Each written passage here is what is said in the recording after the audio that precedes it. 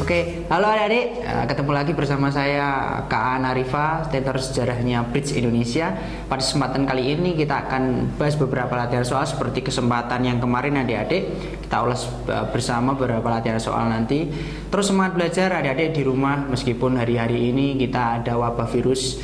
Jadi semoga adik-adik di rumah terus diberi kesehatan, kemudian semangat belajar. Jadi jadwal UTBK diundurkan, jadi adik-adik ada waktu banyak untuk lebih dimaksimalkan lagi waktu yang ada, waktu kosong yang ada.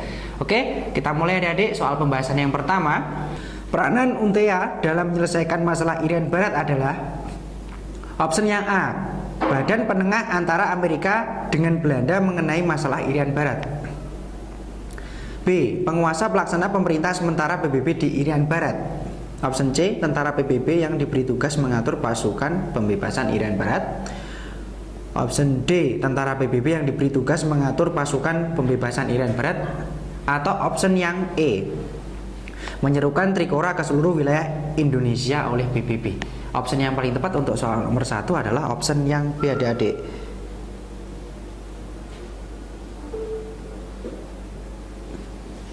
Penguasa pelaksana pemerintah sementara PBB di Irian Barat. Jadi UNTEA ini punya akronim United Nation Temporary Executive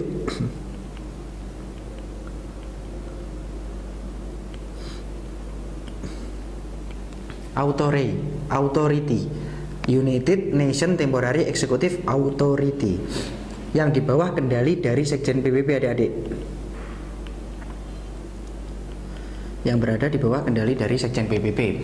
Ya, jadi peralihan penyerahan dari Belanda ke Indonesia ini diperantarai oleh PBB. PBB membentuk komisi khusus menangani masalah itu, ada dibentuk namanya UNTEA, United Nation Temporary Executive Authority, yang di bawah kendali dari Sekjen PBB. Oke, kakak sajikan materi penuhnya dulu. Jadi masalah Irian Barat ini menjadi PR utama Indonesia sejak awal berdiri adik-adik. Indonesia berdiri tahun 45, jelas. Ini periodenya adalah awal kemerdekaan.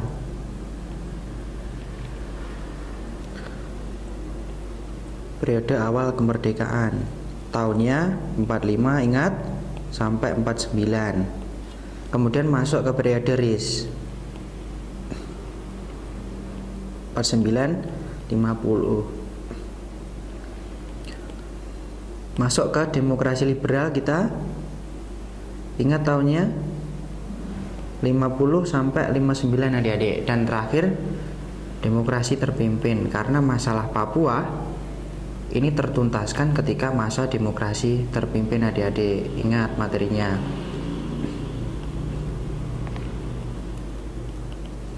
Oke, jadi Papua ini menjadi PR pada masa ini adik-adik, awal kemerdekaan. Kemudian berlarut-larut, tidak tertuntaskan pada masa RIS, tidak tertuntaskan pada masa liberal, dan baru tertuntaskan pada masa demokrasi liberal adik-adik. Di sana Soekarno geram. Kenapa dari setiap pergantian rezim itu tidak bisa menuntaskan Papua secara cepat? Dia keluarkan tindakan-tindakan ofensif. Soekarno mengeluarkan yang namanya tindakan ofensif.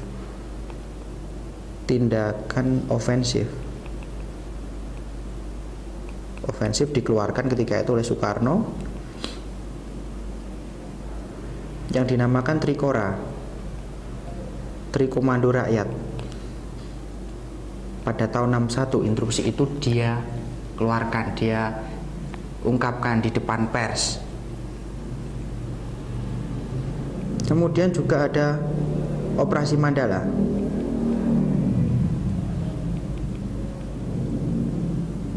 Ada Soeharto di sana salah satunya sebagai panglima operasi Mandala di Papua. Oke, Trikora dulu. Trikora instruksi dari Soekarno ketika itu isinya ada 3 adik-adik. Gagalkan pembentukan negara boneka Papua. Yang pertama.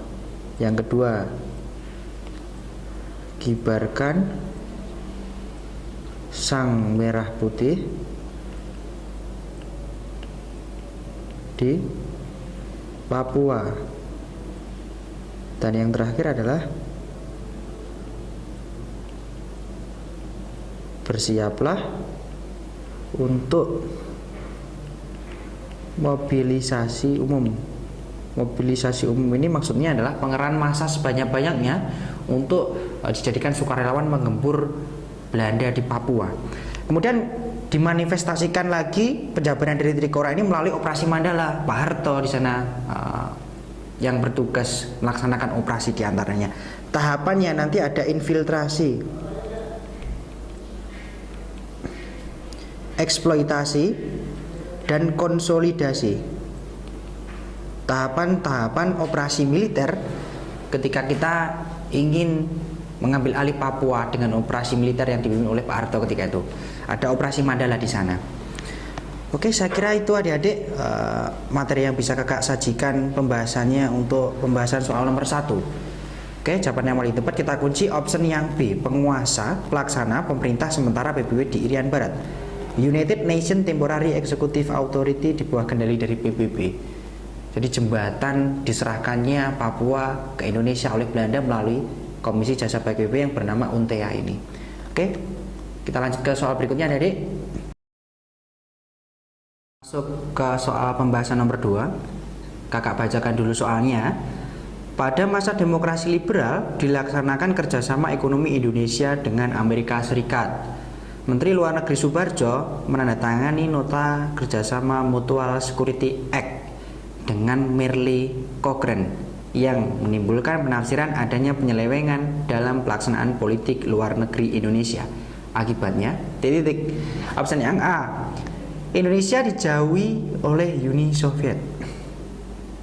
Yang kedua, jatuhnya Kabinet Sudirman. Option yang ketiga, politik luar negeri Indonesia bersifat bebas aktif. Option berikutnya, Indonesia dikucilkan dalam percaturan politik di Asia Tenggara. Atau yang terakhir yang E, Indonesia menjalin hubungan dengan negara-negara kapitalis. Option yang paling tepat adalah kita kunci option jawabannya adalah option yang B. Jadi mengapa jawabannya yang B? Jadi kakak sajikan dulu materi lengkapnya. Ya, kita bahas periode demokrasi liberal. Periode ini terjadi setelah periode Republik Indonesia Serikat. Pahami betul timelinenya adik-adik, pesan saya, pesan kakak.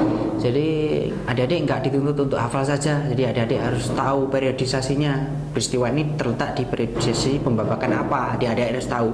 Jadi nanti kalau ada komparasi soal dirumit-rumitkan oleh kalimat-kalimat soal, kita tetap tahu bahwa ini posisinya letaknya di sini seperti itu. Jadi nggak hanya kita sekedar hafal saja, tapi harus tahu tempatnya di mana. Jaga-jaga nanti kalau disambung kaitkan dengan penjelasan yang lain kita tetap tahu, nggak bingung seperti itu. Oke, lanjut adik-adik. Jadi kakak ulangi dari awal. Kita harus terbiasa dengan timeline awal kemerdekaan, kemudian ada periodenya RIS, setelah itu ada demokrasi liberal. Nah, di sini yang kita bahas sekarang.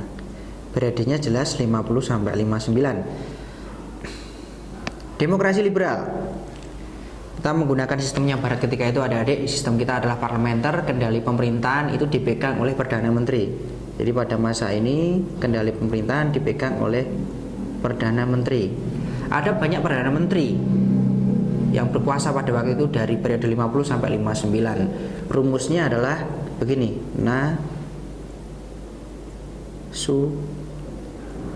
Wi al bu al ju.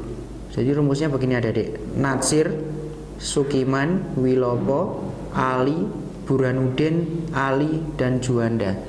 Itu tahapannya. Kita bahas periodenya Sukiman. Jadi jawabannya adalah B tadi, Perdana Menteri yang mengendalikan pemerintahan. Jadi ingat sistem parlementer, kendali pemerintahan dipegang oleh Perdana Menteri. Kepala negara, Presiden Soekarno ketika itu hanya sebagai simbol negara saja, simbol pemersatu. Dia nggak berhak menjalankan pemerintahan. Pemerintahan itu dipegang oleh Perdana Menteri di sana. Perdana Menteri yang pertama ada Nasir, kedua ada Sukiman. Kita bahas Sukiman. Sukiman nanti menemui kontroversi. Jadi keputusannya untuk menaikkan kerjasama dengan Amerika, Mutual Security Act, di tengah memanasnya kondisi dunia. Ingat, situasi dunia pada masa demokrasi liberal adalah terjadinya Cold War, adik-adik. Liberal adalah terjadinya Cold War atau perang dingin antara Amerika Serikat versus Uni Soviet. Ingat, ada permasalahan antara dua negara ini. Kedua negara ini sibuk saling mencari anggota di seluruh kawasan Asia maupun Afrika.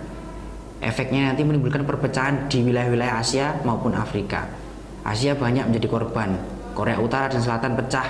Jadi mereka menjadi lahan perebutan pengaruh dari pihak sosialis komunis maupun pihak kapitalis liberal, Amerika Serikat maupun Uni Soviet. Dan nggak ada untungnya bagi negara-negara kecil, adik-adik, yang perlu diingat itu. Jadi menghancurkan negara-negara kecil. Jadi mereka menjadi ajang eksploitasi kepentingan asing di sana. Dan ditafsirkan ketika Sukiman menandatangani Mutual Security Act ini, bantuan ekonomi persenjataan. Jadi Mutual Security Act adalah bantuan ekonomi persenjataan, bantuan eko plus persenjataan.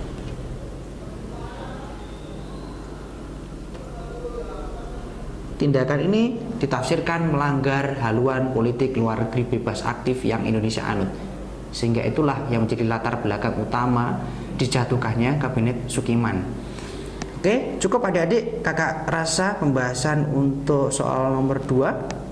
Latar belakang jatuhnya Sukiman adalah karena menandatangani Mutual Security Act. Dia dianggap lagi nggak balance, dianggap melanggar haluan politik pokok Indonesia luar negeri bebas aktif. Oke, kita next ke soal berikutnya, adik-adik. Ya, kakak bacakan dulu soalnya. Pemerintah Orde Lama dan Orde Baru pernah melakukan penyederhanaan jumlah partai-partai politik yang ada di Indonesia. Partai-partai yang sudah ada sejak zaman Orde Baru adalah option yang A, Partai Golkar, Gerindra, Partai Kebangkitan Bangsa. B, Partai Persatuan Pembangunan, Partai Nasdem, Partai Golkar. Option yang C, Partai Demokrasi Indonesia Perjuangan, Partai Golkar, dan Partai Persatuan Pembangunan.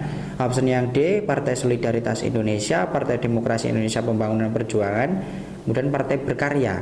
Atau yang E, Partai Demokrasi Indonesia, Partai Persatuan Pembangunan, dan Partai Golkar. Mana yang tepat? Yang tepat di sini kita kunci, adik-adik, option yang E.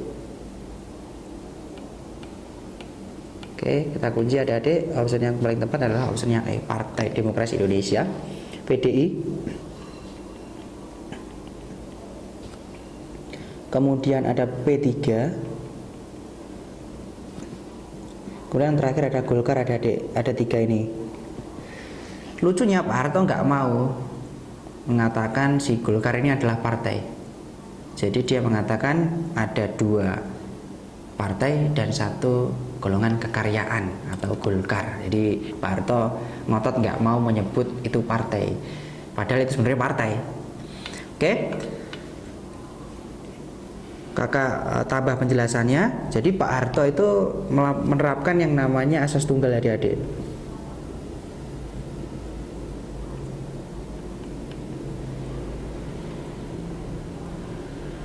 Pak Harto menerapkan yang namanya asas tunggal. Ingat, Pak Harto itu menggantikan Soekarno.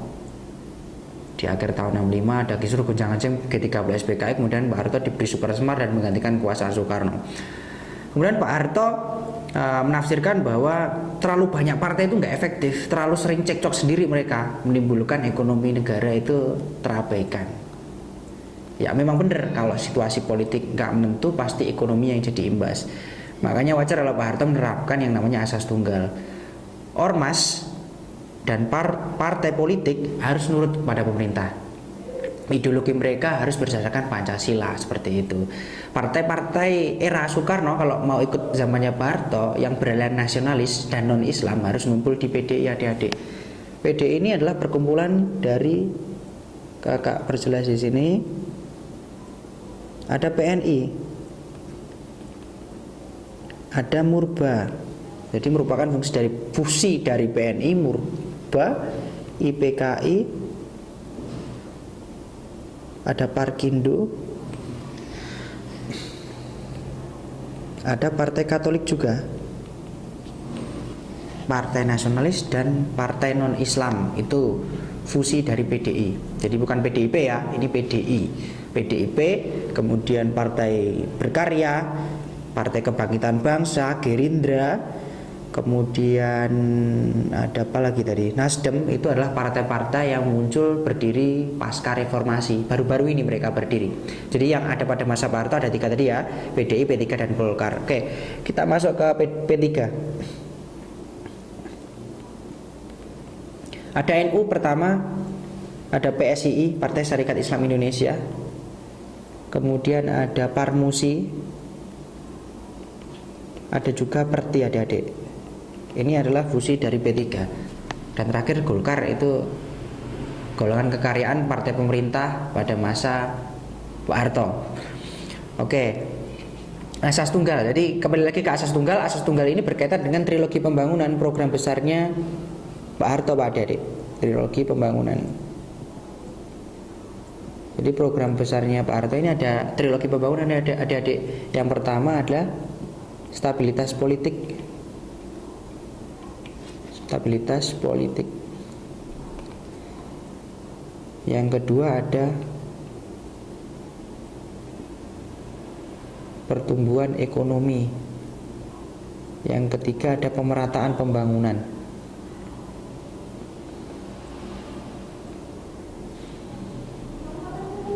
Jadi ada 3 ini. Jadi asas tunggal ini berkaitan juga dengan trilogi pembangunannya Pak Harto, program besarnya Pak Harto, yang meliputi stabilitas politik, pertumbuhan ekonomi, dan pemerataan pembangunan. Jadi Pak Harto menganggap bahwa politik itu harus ditata untuk menuju ke ekonomi yang stabil. Makanya dia untuk mempermudah pengawasan hanya menetapkan 3 partai saja yang ada PDI, ada P3, dan Golkar. Oke adik-adik, kakak kira cukup untuk pembahasan soal nomor 3. Kita next ke soal berikutnya. Oke adik-adik, kita sampai di soal pembahasan nomor 4. Kita bacakan dulu soalnya. Perhatikan pernyataan di bawah ini. 1. Tragedi Trisakti. 2. Tragedi Semanggi. 3. Tragedi Tanjung Priok. 4. Naiknya B.J. Habibie. 5. Mundurnya Soeharto dari kepresidenan. Pada awal tahun 97, hampir semua negara di Asia mengalami krisis keuangan yang bermula dengan krisis di Thailand. Kondisi ini meluas ke Indonesia sehingga mengakibatkan terjadinya apa? Titik. Option yang A, pernyataan 1, 2, 3. Option B, 1, 3, 5. Option C, 1, 2, 5. Option D, 2, 4, 5. Atau yang E, 3, 4, dan 5. Option yang tepat adik-adik di sini adalah option yang C, 1, 2, dan 5. Ada tragedi Trisakti, ada tragedi Semanggi, dan mundurnya Soeharto dari kursi kepresidenan. Jadi ini adalah rangkaian peristiwa menjelang titik-titik Pak Harto lengser. Jadi Pak Harto mulai didemo besar-besaran ketika menjelang akhir lengserannya, adik-adik, demo oleh mahasiswa-mahasiswa yang menjadi ujung tombak demo itu. Kemudian terjadi gesekan antara pemuda mahasiswa yang demo ini dengan aparat keamanan. Nah, ini terjadilah tragedi Trisakti, menewaskan beberapa mahasiswa di sana. Elang Mulia Lesmana, Hendrawan, Hendri Hartanto, dan kawan-kawan. Kemudian tragedi Semanggi juga hampir sama serupa dengan tragedi Trisakti. Kemudian yang terakhir ujungnya nanti adalah Pak Harto resmi mundur adik-adik dari kursi kepresidenan. Pak Harto mundur kapan? Adik harus tahu, 21 Mei 1998. 21 Mei 98 adalah tanggal Pak Harto resmi mengundurkan diri sebagai Presiden Republik Indonesia dan digantikan oleh penggantinya, wakilnya B.J. Habibie ketika itu. Oke, jawaban yang paling tepat adalah 1, 2, dan 5. Jadi kita kunci option yang C. Oke, cukup untuk pembahasan nomor 4 tadi adik. Kita masuk ke soal nomor 5. Kita sampai di soal pembahasan nomor 5. Kakak bacakan dulu soalnya. Berdasarkan sumber-sumber artefak, munculnya peradaban kuno yang besar di dunia terletak di aliran dan lembah-lembah sungai besar. Peradaban kuno yang sama juga muncul di Indonesia, yaitu di titik. Ya, perlu diketahui adik-adik, peradaban besar dunia itu selalu berdekatan dengan sungai. Ada Mesopotamia dekat dengan sungai Eufrat dan Tigris. Ada Huanghe di Cina, peradaban kuno di Cina. Kemudian peradaban kuno di Indonesia. Di mana kalau di Indonesia? Di Indonesia yang paling tepat kita kunci adik-adik option yang B ya. Lembah Sungai Bengawan Solo. Solo itu adalah terkenal daerah yang sangat subur. Manusia prasejarah banyak bermukim di daerah situ. Maka banyak ditemukan pula wajar oleh sejarawan tulang belulangnya hewan maupun tulang belulangnya manusia adik-adik. Ya, kakak tampilkan nanti detail persis tampilan petanya. Ya, peradaban selain ada di Cina, kemudian di Timur Tengah, di Afrika juga ada peradaban di lembah Sungai Nil di sana, peradaban kuno Afrika. Oke, kembali lagi ke Indonesia. Kita tampilkan petanya adik-adik biar enak penafsiran pemaknaannya. Ya, ini adalah aliran Sungai Bengawan Solo adik-adik yang membentang dari wilayah Jawa Timur nyampe wilayah Jawa Tengah nanti. Jawa Tengah. Oke. Kakak awali dari titik sini. Di sini ada kebudayaan Ngantong. Di bawahnya Ngantong ada Trinil. Kemudian ada Sambung Macan.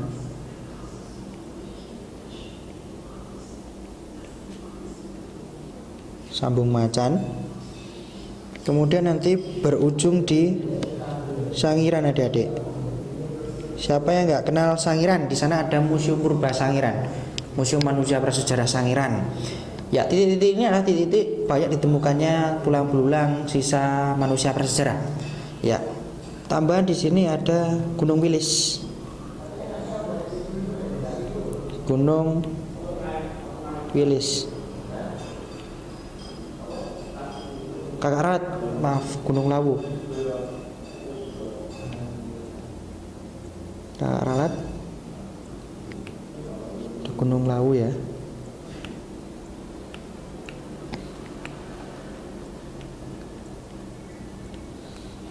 Ya, ini ada Jawa Timur, ada ini Jawa Tengah.